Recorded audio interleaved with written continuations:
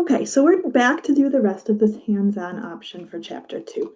So the next question, we're on question 4, and that says, look back at question 2. Let's replace the color names with variables. So if we have red, we're going to call it X. If we have blue, we're going to call it Y.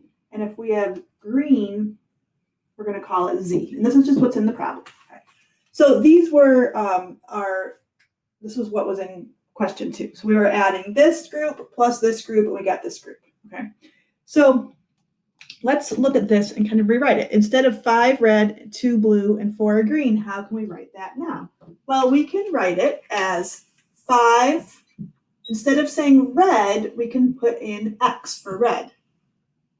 And instead of 2 blue, we're calling blue Y now. And we're calling green Z. So it's kind of like a secret code, right? Instead of using red, blue, and green, we're using X, Y, and Z. Same idea. And then in this next group, we were going to have 1 blue. Well, blue is Y, so we have 1 Y. Plus we have 3 reds. Red is X, so we had 3 X's. And we had 5 greens. Green is Z. Okay, and I used plus because we can't combine them into one group, but we do, this group has this many plus this many plus this many. Okay, so if you see, we went from something more concrete, and if we had been in class, we could have really had blocks here, to moving to something that's a little bit more abstract. Okay, but if you get the same idea, this thing, this kind of block or item, whether we call it red or we call it X, it's a certain kind of thing. And then we have 2 of a different kind and 4 of a different kind.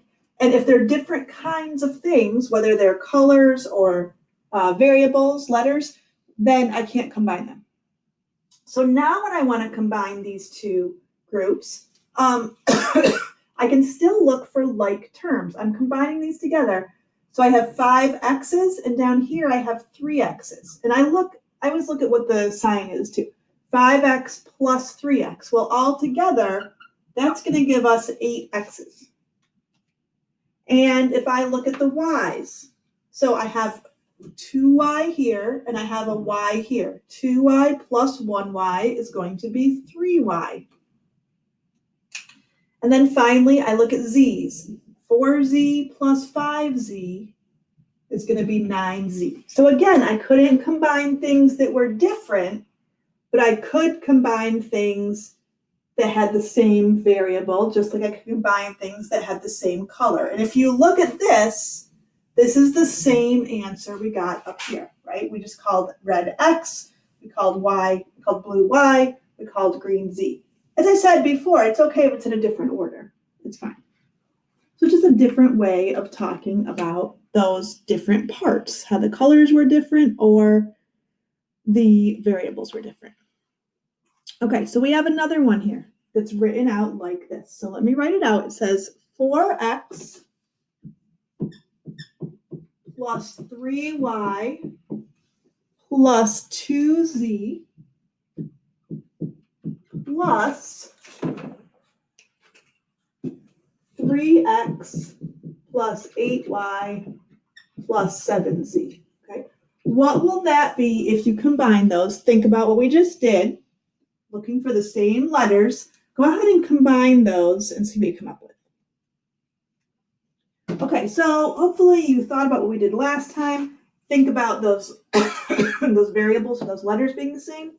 So you can even do things like underline when you see 2 that are the same. 4X plus 3X is going to give us 7X. I have a Y here, so I have a 3Y. I'm going to circle something else that's a Y. So 11Y, 3 plus 8. And then here I have 2Z. I look over here, I have 7Z. That's 9Z. So this would be our answer. Again, just like I can't combine red, blue, and green at the end, I can't combine X, Y, and Z. They're 3 different types of things. So I can't put them together and add up 7 and 11 and 9 and say I have 27 of this other thing because they're separate. Okay, let's look at number 6. You order a box of blocks to be delivered to your house. You are expecting to receive the following. So let me erase this so we have some room. So you are expecting to get one box that contains 3 yellows. So I'm just going to have, here are my blocks, a yellow, 3 yellows, and 2 greens.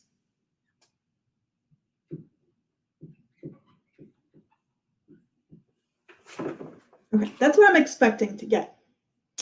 So by mistake, I'm thinking I'm going to get one box in the mail that looks like this. Okay. By mistake, the company sends me 3 boxes just like this. So if we had blocks, we could put them out, but instead of getting one box like this, we get 3. Okay, so go ahead and take a minute to fill in what each of those boxes would look like. Here's box number 1, here's box number 2, and here's box number 3. Okay, so your boxes should look something like this. They all have 2 green blocks, and they all have 3 yellow blocks. Okay, so they're all identical, and they all have the same number of blocks. So I want you to think about, number 1, what number of each color block do you have in all? How many yellows do you have in all? How many greens do you have in all? And then I want you to think about 2 ways that you could have gotten that answer if you just had this information, right? If I knew, okay, one box is going to have 3 yellows and 2 greens, and I got 3 boxes, what are 2 different ways that you could have figured out how many of each color you have in all? Okay, so I think most of you will kind of follow along with this easily, would have figured this out. So all together, we're going to have 9 yellows, and we're going to have 6 green. How could I have gotten that? Well, one way is to add, right? I could say 3 plus 3 plus 3 gives me 9. I could also have said, here's what's in one box. I have 3 boxes. So 3 times 3 is going to give me 9. 3 times 2 is going to give me 6. If I'm adding the same thing over and over and over, that's the same as multiplication. Repeated addition, if I add 3 times, that's the same as 3 times 3.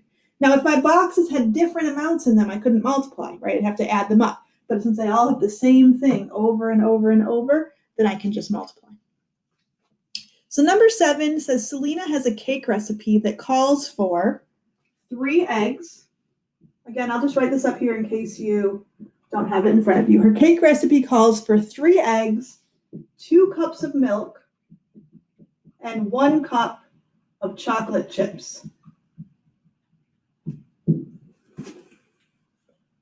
So this is what 1 cake takes. Okay, so 1 cake.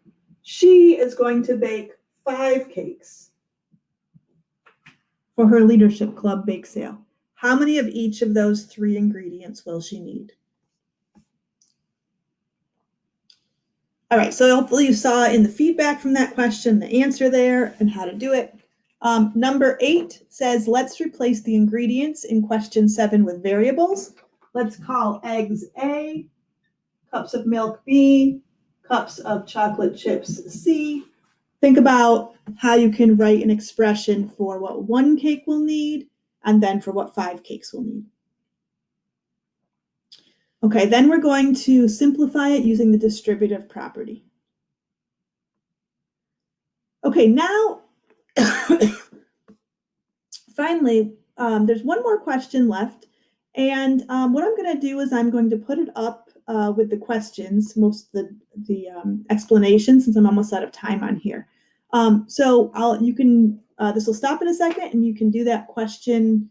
It'll pop up for you, and then the feedback will explain how to do it also. Okay. So if you have any questions on any of this, let me know. Hopefully this was helpful, and I think it'll help you then as you go into the more traditional looking problems with variables. Thanks, guys.